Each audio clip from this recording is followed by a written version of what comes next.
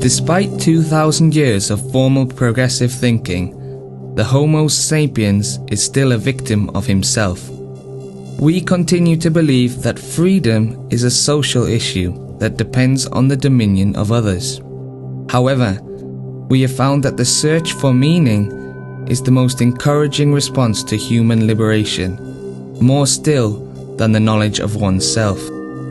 Like other philosophers, Immanuel Kant sensed the radical revolution of consciousness, such that he described an absolute model behavior that would serve as an example that could be represented as a human category.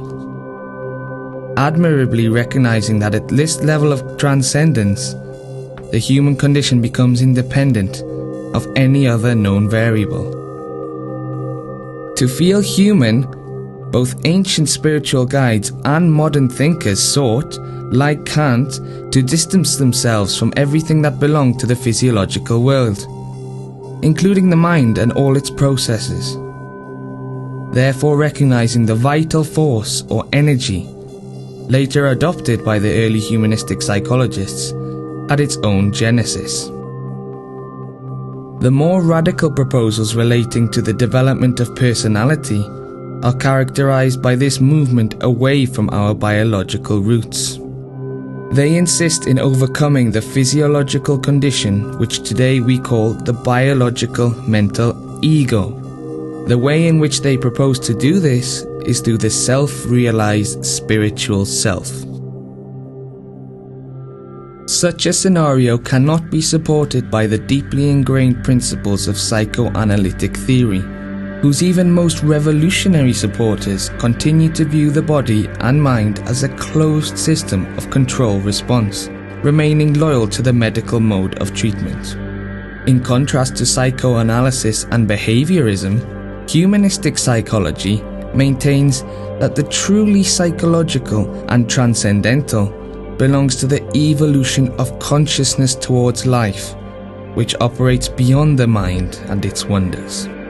Along with transcendental thinkers, philosophers, sociologists, and psychologists, humanistic psychology suggests the possibility of a reality that goes beyond the biological and deterministic, considering that behavior itself is only a reflection of a mechanism supported by the brain and its multiple nerve connections.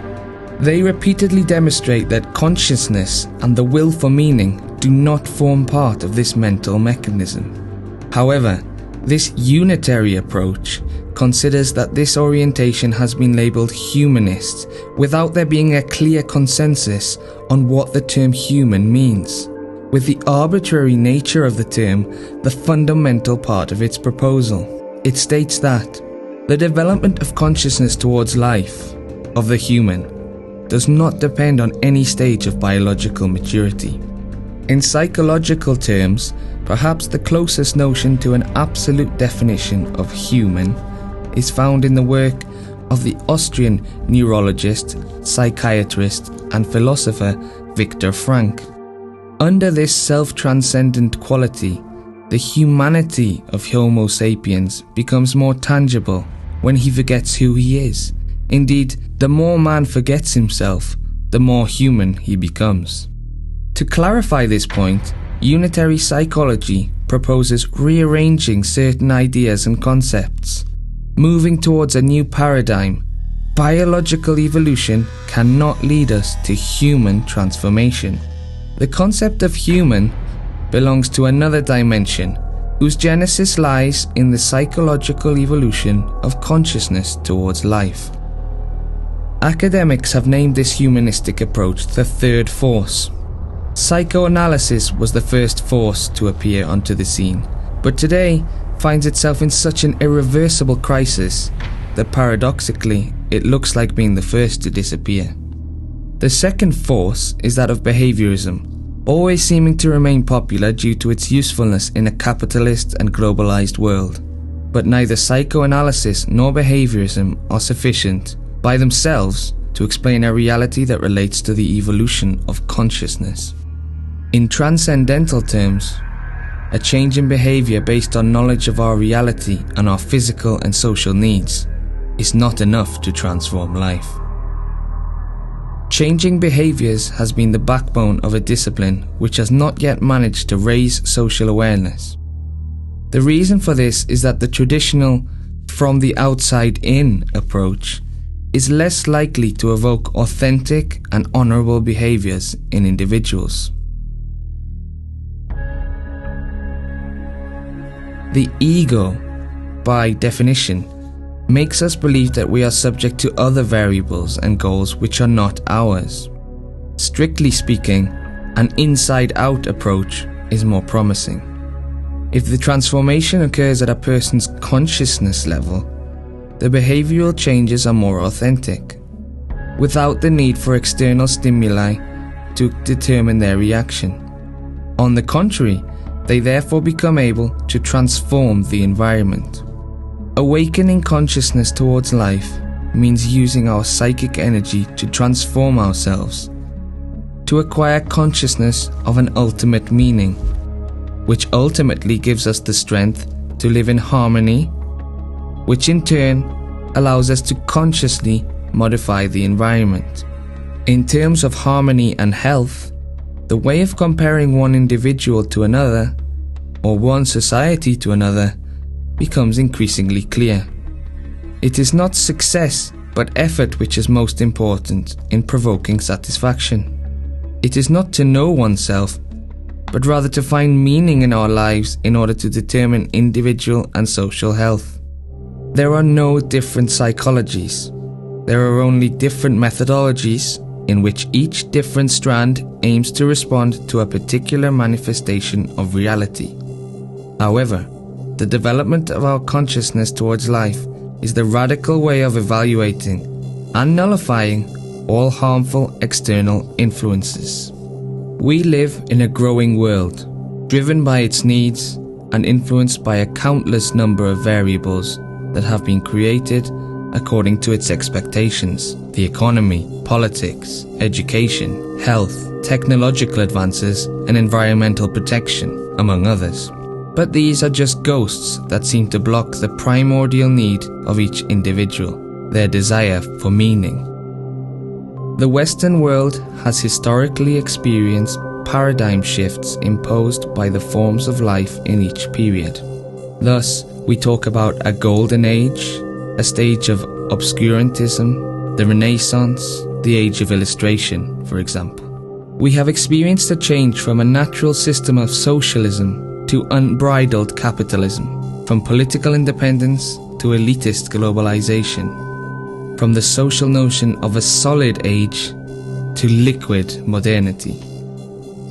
The historical mistake has been that, despite the universal, unchanging humanistic meaning provided by early supporters of transcendental psychology, the psychological schools needed to adapt to each different era, with the firm idea of finding a logical answer to social demands, following trends according to prevailing uses and customs. However, long before the story of the first Homo sapiens, there existed simple types of relationships which fostered the natural harmony of all existence and preserved life, a quantum universe, known and unknown, not at the expense of the progress and knowledge achieved by man. Laws exist that we have not yet discovered. Realities exist beyond our dimensional imagination. Relationships and principles exist beyond the scope of our logic, beyond the time and space which we perceive. The wisdom of nature is beyond question. It is in itself creative, whether we agree or not. Its understanding does not depend on the sum of knowledge accumulated through the ages. A singular equation, the same as a simple expression, may be able to demolish our marvelous building of achieved scientific facts, and may thus begin to construct new relationships which are more closely linked to the invisible laws of nature. Before speaking on any subject, as Habermas suggests, one must agree upon the meanings of the terms and their contexts, establishing important differences or similarities where they exist. In addition, as a condition of science, it becomes essential to cultivate critical thinking without prejudices, dogmas, and impositions. Even though some people may behave in a strange way or appear to be detached from reality, this does not mean they are suffering from illness. According to SARS, an illness must be detected at autopsy and comply with pathological definitions, rather than being decided by the votes of members of the American Psychiatric Association. The so-called mental illnesses are not real illnesses. SARS places them in the category of metaphorical language. Psychiatry is a pseudoscience that parodies medicine by using medical terminology that has been invented in the last 100 years. According to SARS, as well as being a pseudoscience, psychiatry is a system of social control, not a branch of medicine, which has also been challenged by other critics. Now, when school authorities tell a mother, as you already heard, that her son is sick and needs to be on drugs, how in the world is she to know that that is simply a lie? How is she to recognize that what experts now call attention deficit hyperactivity disorder is simply not a disease? Now, such a mother is not an expert in the history of psychiatry. She does not know that psychiatrists have, for hundreds of years, used diagnostic terms, so-called diagnostic terms, to stigmatize and control people. I will only give you a few dramatic examples. When black slaves in the South ran away to freedom, it wasn't that they wanted to be free. They suffered from a disease called drapetomania. From drapetes, runaway slave, and mania. I'm not making this up. This was a legitimate diagnosis, just like attention deficit disorder is. Women, half the population of mankind, of course, if they were foolish enough to rebel against domination by men, well, then they had a serious disease called hysteria, which was due to their wandering womb. Now, none of those behaviors was ever a disease, and of course it's not a disease. But nor is attention deficit disorder a disease. No behavior or misbehavior is a disease or can be a disease. That's not what diseases are. So it doesn't matter how a child behaves. There is nothing to examine. If he's sick, then there must be some objective science to it, which can be diagnosed by physicians and objective tests. That's why as soon as you go to a doctor, they take a lot of blood and take x-rays. They don't want to hear how you behave. When I went to medical school 60 years ago, there were only a handful of mental diseases. I think there were no more than 6 or 7. Now there are more than 300. And new ones are, quotes, discovered every day. Labeling a child as mentally ill is stigmatization, not diagnosis. Giving a child a psychiatric drug is poisoning, not treatment.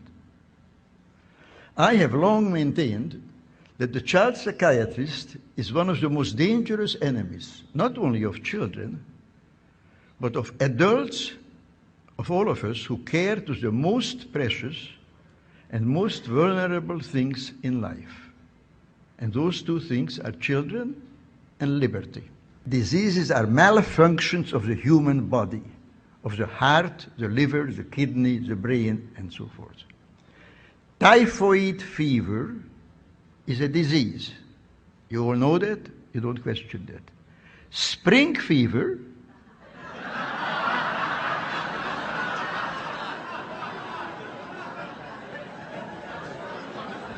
all you have to know is English. Spring fever is not a disease. Now, why not? Because we all know that it's a figure of speech, a metaphor, a little piece of poetry. No, so are all mental diseases. Mental disease is a metaphor.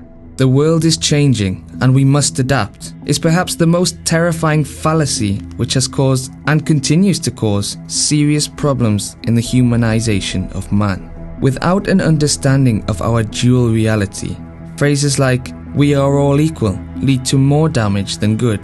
We accept our rich biodiversity, but we have not yet accepted our equality in consciousness. It is only at this level that we can be equal. To understand this is to understand the essence of psychology, as well as the mechanisms and processes of change that take place within societies of the civilized world. We were saying how very important it is to bring about in the human mind the radical revolution. The crisis is a crisis in consciousness, a crisis that cannot anymore accept the old norms, the old patterns, the ancient traditions, and considering what the world is now, with all the misery, conflict, destructive brutality, aggression, and so on. Man is still as he was. He's still brutal, violent, aggressive, acquisitive, competitive, and he has built a society along these lines. You're the awareness. In my case, I became aware that I had a thought, for example, that started in childhood. One of many negative thoughts I had: bad things always happen to me. Bad things always happen to me. And that was when I saw people around me. Okay, they have got all these nice things, and always there would be bad things happening.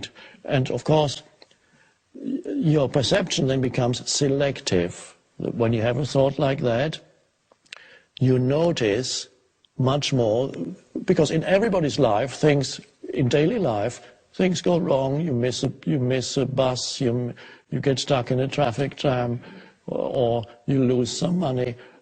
But yes, this is normal. But if you have the thought, bad things always happen to me, you're extremely aware of those things, and they confirm to you that the thought is correct. And this is the selective perception of reality through the screen of thinking. So the reality will confirm to you, and not only that, that thought or any thought of that kind actually attracts bad things, negative things. Or if you believe people are basically bad, and that's a deep-seated belief, and you don't realize it's only a thought in your head or a belief, not only would you single out where you observe unethical or bad behavior in others, you would, there it is. Not only that, you actually are much more likely to encounter people who manifest that kind of behavior because you attract it. And so that's just incredible how people create their world through that. So freedom comes from stepping out, encountering, first of all, a little bit of space inside you, presence. And then from there you realize certain thoughts as repetitive and just a thought. Originally, progress in diverse fields, some of which inappropriately referred to as psychological, were impressive. For example, historically, Wundt has been recognized as the creator of the first laboratory of experimental psychology. However, according to his subject matter and the etymology of the term psyche, The physiological and mentalist experiments of his time, even if they related to behaviors, cannot be strictly defined as belonging to the field of psychology, but rather to research into animal behavior and more directly to the ethology of man. Terms such as physiological psychology or psychophysics are those that prompted the emergence of the ethological approaches associated with the behaviorist movement. Such approaches are far removed from the principles of spiritual psychology, which advocates overcoming both impulsive and reflexive actions. When Watson criticized psychology in 1931, from the perspective of the Unitary approach, he was missing the point of what psychology is. His work was not psychological, but strictly ethological. Running parallel to these contextual mismatches, the World Health Organization was recently right to respond to the overemphasis on medical diagnosis and treatment, the excessive business of medicine, and almost no personalized attention. Similarly, the psychological inclination to give a convincing answer to the public led to the merging of some schools of thought in order to try and create new alternatives for mental and emotional health. Thus, proposals emerged such as cognitive behavioral therapy, gestalt therapy, existential psychology, and transpersonal psychology, among others. However, the latter has been named, quite heavy-handedly, the fourth force. For one reason or another, these promising attempts have not provided a response except in a few specific cases. They have failed to transcend space and time, perhaps caught up in the uncertainty of the dominant paradigm based on a multivariate understanding, obscuring the direct route towards the radical solution to the problems that supposedly interfere with our quality of life. From the point of view of Unitary Psychology, the main reason for this is hidden deep in the lack of universal psychological laws and principles, confounded by the spell of an unstable and misunderstood biodiversity. To awaken and develop our consciousness towards life, to maintain a higher vision of the meaning of our existence is, and has always been, the radical solution in order to emancipate the Homo sapiens species. The issues of self-improvement, self-realization, and the process of becoming not only a person, but a whole being with consciousness towards life, as well as the many problems of discrimination, such as that of gender, in short, life's endless problems, are all unified by Unitary Psychology in the following proposal.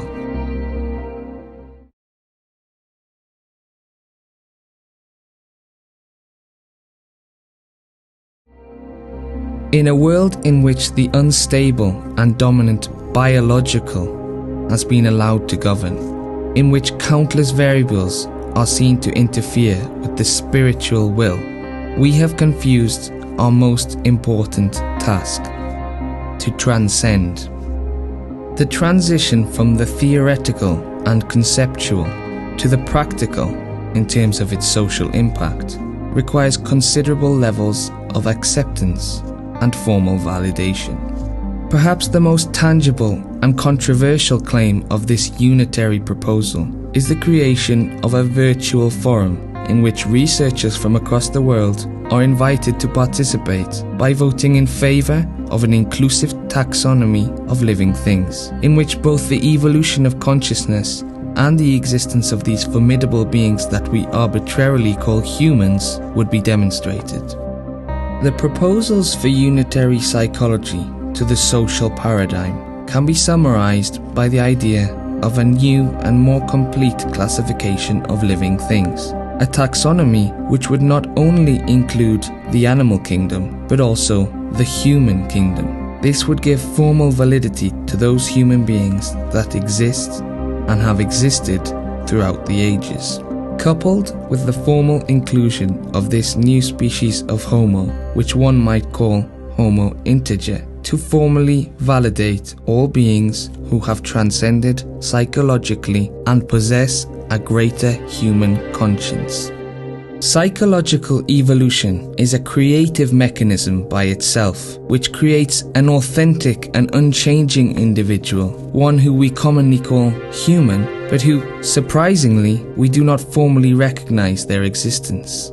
However, most individuals are not born with an absolute state of consciousness. That is to say, we are not all born as authentic humans, and are therefore not included in the human kingdom. Psychological transcendence is a unique process. There is no one way of transcending for each individual. This process is immutable, authentic, genuine, a unitary concept. The unitary approach introduces the concepts of simple relation and natural harmony, as well as the creation of a measuring instrument that classifies us within the human continuum into three behavioral dimensions: rational, person, and human. These categories differ only in the degree of humanity which we find at the time to answer the questionnaire. Of course, it is essential to know the redefinition and unified explanation of some terms and concepts in order to properly understand the usefulness for practical and emotional life, and in social and individual health.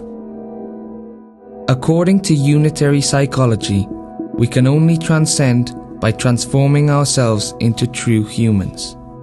However, absorbed by the difficulties we experience every day, deceived by thoughts that are not ours, we remain without presence, without truly existing, divided, guided and controlled by an imaginary social order. Under these conditions, a victory over this illusory mental illness of happiness against control of the mind of physical, biological things becomes less and less likely. In this context, the unitary categorical imperative is as follows.